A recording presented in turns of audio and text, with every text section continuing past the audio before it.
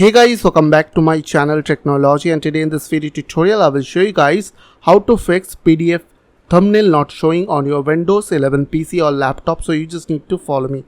So firstly, what you have to do, you just need to simply go to your start or search window and type over here clean mgr. Okay, after put this command on your search, you just need to press enter.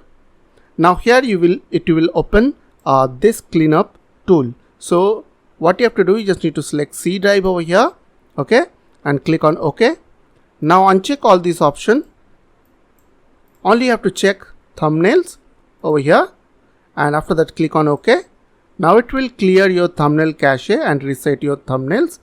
So click on delete files, and after that restart your PC and it will fix your problem. So I hope this quick tutorial really help for you, and please don't forget to click on the subscribe button, like button and share button, and if you have any queries or question, then comments down below. I will see you guys in the next video. Till then, bye bye, take care.